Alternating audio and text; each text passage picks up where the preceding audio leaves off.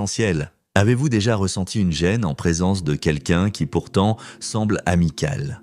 Un regard qui glisse un peu trop vite, un compliment qui sonne un peu faux, ou une blague qui vous laisse un goût amer. Peut-être que vous n'arrivez pas à mettre le doigt dessus, mais quelque chose cloche. Et si cette personne vous enviait en secret, bienvenue à vous, membre de la communauté mots spirituels.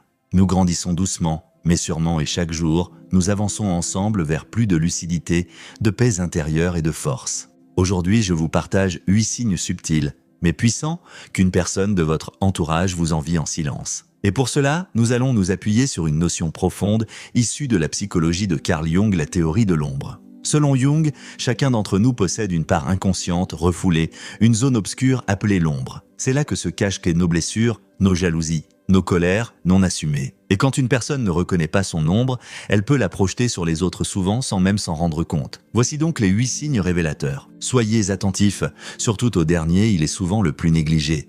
Et pourtant, il peut tout changer. Premier, l'humour qui pique là où ça fait mal. Certains masquent leur ressentiment derrière des blagues. Ils plaisantent sur vos choix, vos insécurités, vos rêves, mais toujours avec une pointe qui blesse.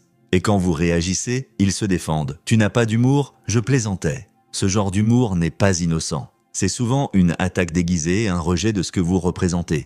Jung dirait ici qu'ils projettent leur propre inconfort sur vous. Deuxième, le sabotage discret. Vous leur confiez un projet, une idée, une envie. Ils disent vous soutenir, mais les actes ne suivent pas. Des conseils douteux, des oublis accidentels, des erreurs qui tombent toujours au mauvais moment. C'est subtil mais répétitif. Et si cela se produit souvent, surtout quand vous êtes sur le point de réussir quelque chose d'important, ce n'est sûrement pas un hasard. Troisième, une compétition qui ne dit pas son nom. Il y a des personnes qui, dès que vous partagez une réussite, cherchent à la surpasser. Vous avez accompli quelque chose?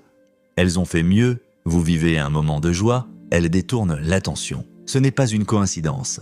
Ces comportements révèlent une insécurité profonde. Et votre lumière réveille chez elles des zones qu'elles refusent d'éclairer. Quatrième, un soutien de surface. Elles disent vous soutenir. Mais quand vous avez vraiment besoin d'aide, elles disparaissent. Elles trouvent des excuses, minimisent vos problèmes ou restent émotionnellement absentes. Ce genre de soutien est factice. Il ne vient pas du cœur, mais d'une nécessité sociale ou pire, d'un désir de paraître bien sans l'être vraiment. Cinquième, le contrôle sous couvert de bienveillance. Certaines personnes veulent vous guider, vous protéger, vous conseiller. Mais à force, leurs paroles sèment le doute. Vous perdez confiance en vos décisions. Et leur soi-disant aide vous rend dépendant. Jung disait que ce besoin de contrôler vient souvent d'un chaos intérieur. Au lieu de travailler sur leur instabilité, ces personnes cherchent à contrôler l'extérieur. Vous, en l'occurrence, si. Les ragots derrière votre dos. Quand quelqu'un ne peut pas exprimer ouvertement ce qu'il ressent, il peut le faire dans l'ombre. Des rumeurs, des critiques voilées, des jugements lancés aux autres sans que vous le sachiez. Et un jour, sans comprendre pourquoi, vous sentez que des gens vous regardent autrement. Le lien est cassé, parce que quelqu'un a sali votre image dans le silence. 7. Une joie absente face à votre bonheur. Les vrais amis se réjouissent sincèrement pour vous. Mais ceux qui vous envient font l'inverse, ils changent de sujet, affichent une joie forcée ou tentent de minimiser ce que vous vivez. C'est douloureux, car souvent, ce sont des personnes proches. Mais leur réaction n'est pas liée à vous. Elles parlent de leurs blessures non guéries, de leurs rêves abandonnés, de leur ombre qu'ils n'osent pas regarder. 8. Le langage du corps, la vérité muette, c'est le signe le plus profond, mais aussi le plus ignoré. Un regard fuyant, un sourire figé, une posture tendue. Le corps ne ment jamais. Même si les mots sont flatteurs, le non-verbal dit la vérité. Notre instinct le perçoit. Une gêne, un malaise subtil, une sensation que quelque chose sonne faux. Jung disait que l'inconscient et le corps trahissent ce que l'esprit tente de cacher. Alors si votre ressenti vous alerte, écoutez-le. Ce n'est pas de la paranoïa, c'est de la lucidité. Faites confiance à votre intuition.